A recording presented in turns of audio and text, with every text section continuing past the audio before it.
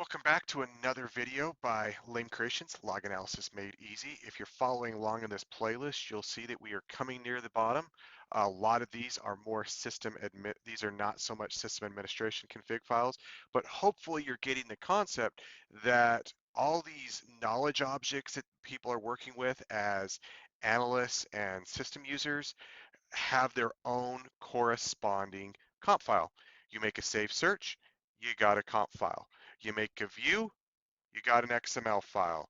You make in this case, you're gonna make a macro. You're gonna get a macros file. You make an event, so this is, this is more of that information so that you understand what's going on when the user makes things, where are those located on the back end. What is a macro for those who don't use it? The macro basically gives a shortcut. Here I have in my lame edu app, this is the query, index equals lame training, source save equals lame HTTP, sorry, and then you get this little tick, training macro tick. And you can see, I put a little comment here, Control Shift E or Command Shift E, depending on what system you're on. If you hit that, it expands it, and all of a sudden what we get is this head 100. The head 100 isn't actually written in there.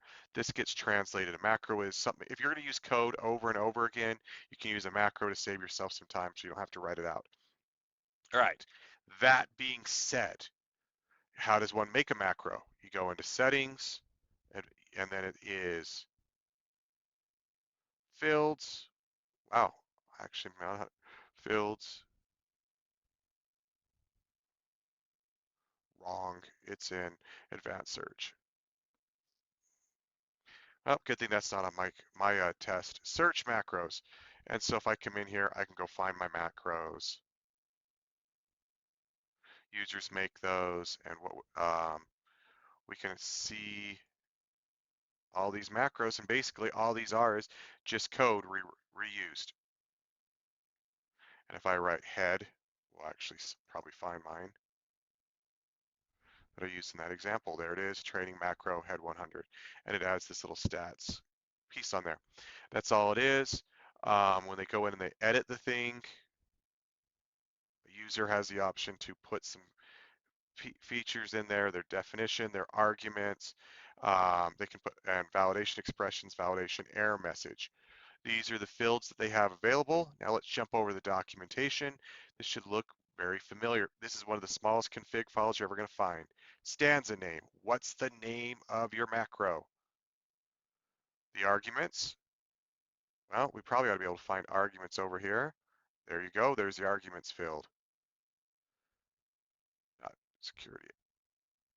Args definition, validation, is value description. All of that is going to be covered right there in these little places. So basically, that macro is going to give you, it's really simple.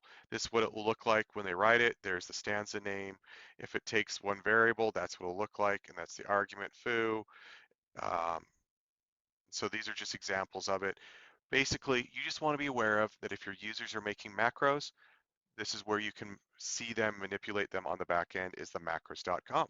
Hopefully that helps you as you prepare for your system administration interview. If you've got any questions or concerns, write them down below. Hope this video segment has been helpful, helps you move from being a lame analyst to a Splunk ninja that you keep coming back.